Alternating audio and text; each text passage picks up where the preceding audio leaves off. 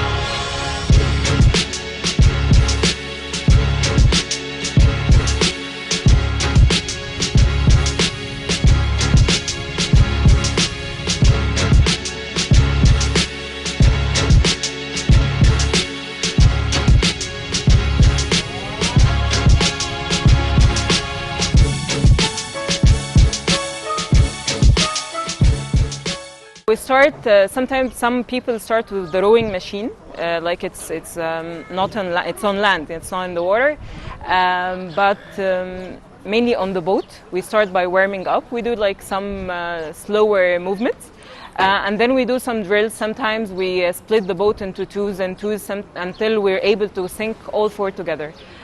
So it varies. Literally, there is like the long stroke, which we go a slow pace but with high intense power, but then there is the sprints where we go at like faster pace and more intense power as well. This is where I ruin it for the entire team. Kayak is a different sport. It's mainly depends on your upper body and your balance in the boat, but rowing is which some people mistake that rowing is your upper body, but mainly it's in your lower body. I'm not sure really what's the technicalities of kayaking because I've never kayaked, but I see people do it with like their waist and their arms. But rowing, and also it's an individual sport mainly, unless you're very professional, you're able to go with like a 4 kayak. The ergometer, on the other hand, which is on land, it teaches you how to row in a more intense technique, because you're alone, so you can decide your own pace. You're able to adjust the intensity of the water you're rowing in, because sometimes you can make it very hard, like when it's windy, and sometimes you can make it really easy for yourself. So the stroke intensity, this is something that you can control, but everyone does it here because it builds endurance. I think someone who's very dedicated to work on themselves. It depends. Yes, of course, physically it needs a lot of effort. So the dedication that it needs to show up every day and like practice something hard, and then be able to, whatever your mood is, to work with the team that you get, because sometimes you're not the same 4 people who are in the boat. It varies who is there. I think it's someone who's very dedicated to the game and have some patience on themselves.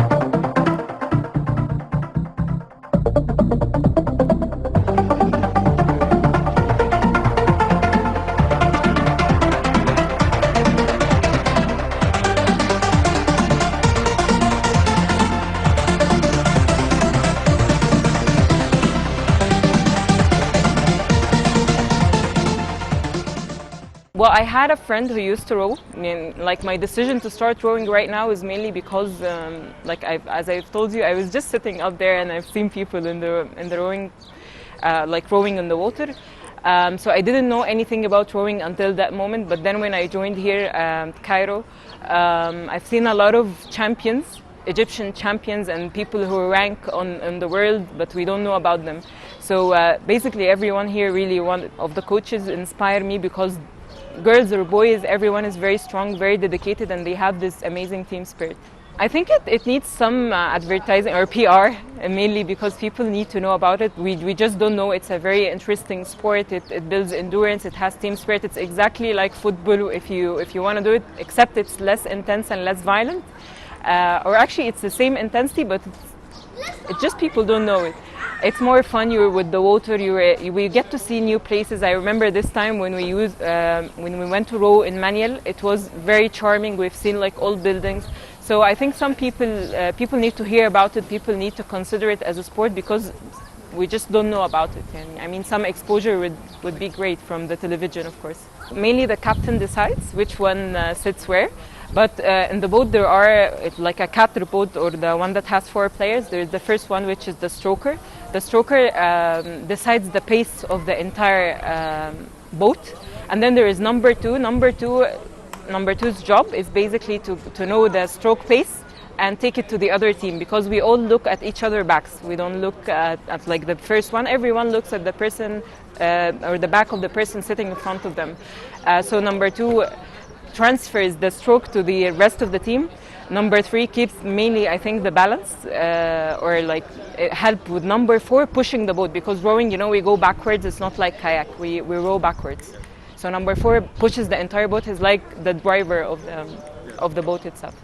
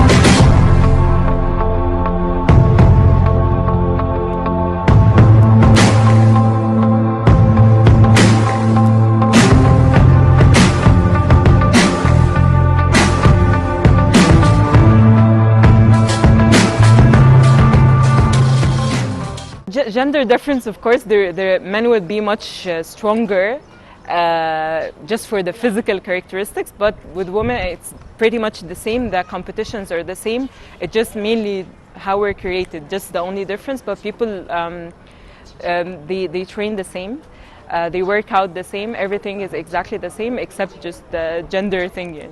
Before Corona, I used to work out in a gym mainly, or like in a closed areas. But after Corona, we were looking for open spaces, areas that like have good air. So right now I'm looking more for open area sports, like swimming for example, and rowing right here. So basically it's not different because I did not row, of course, before Corona, but now I'm looking forward, or looking to find much more open space sports. So.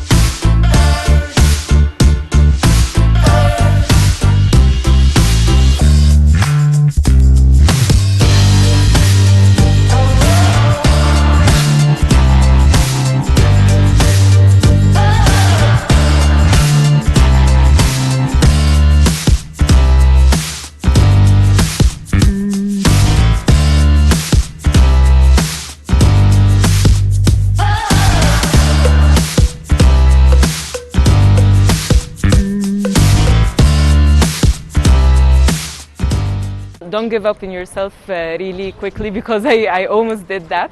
And please enjoy it. It's an amazing sport. You can find a lot of new stuff that to look at. You're gonna work out within a team, so it's gonna be amazing. Go row. My hopes and dreams, well, as someone who started playing sports very late at age, like I'm 30 years old, my hopes mainly in sports is basically to just become better and to actually contribute in the Masters tournaments. But I'm trying to be a bit patient for myself.